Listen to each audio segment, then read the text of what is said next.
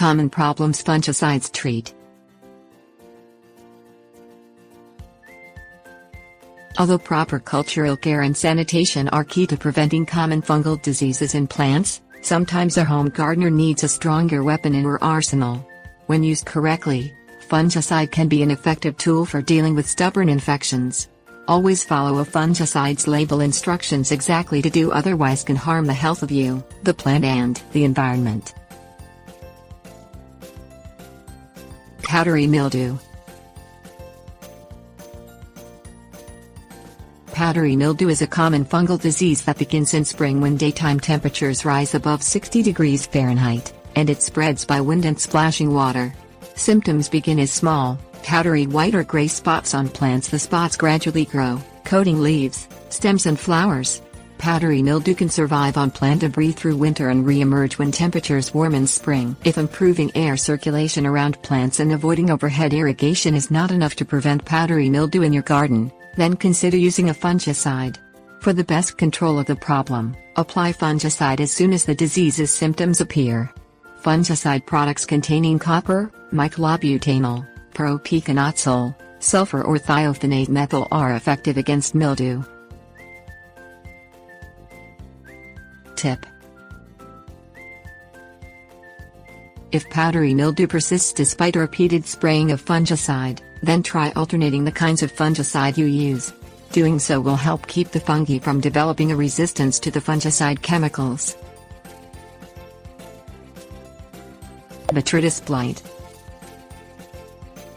Also called gray mold, Botrytis blight is a common spring fungal disease that attacks flowers, buds, leaves and bulbs, causing brown spots and decay. After periods of cool, damp weather, gray mold may appear over rotten plant tissue. Like powdery mildew, Botrytis blight can overwinter on dead plant matter and infect plants in spring via wind or splashing water. If Botrytis blight is consistently a problem in your garden, then an option to prevent the disease is to spray plants with a fungicide in early spring, before disease symptoms typically occur. Spray every 10 days, unless otherwise directed by the product label, with a fungicide containing captain, chlorothalonil, copper, mancozeb, man-EB, sulfur or thiophanate methyl. Tip: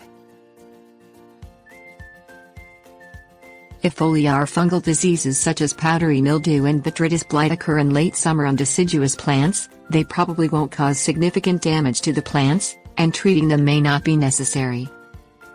Regardless of time of year, collect and destroy foliage as it drops from affected plants to prevent the fungus from overwintering and reinfecting the plants in spring.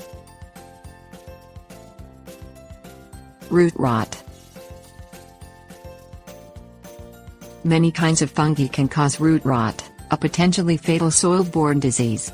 Most root rot fungi thrive in wet conditions, causing symptoms such as slow growth, dead leaf margins, premature leaf yellowing and defoliation.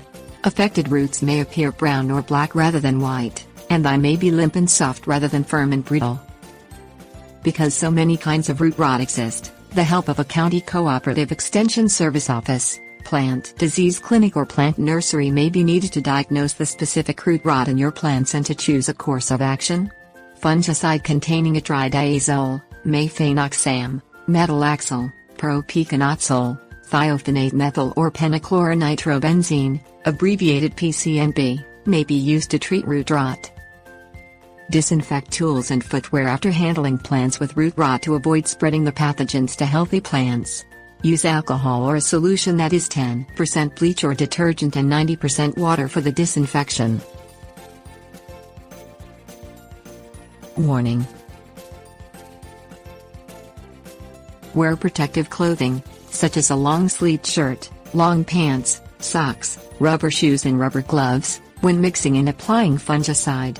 Store fungicide in a safe, secure location away from children and pets.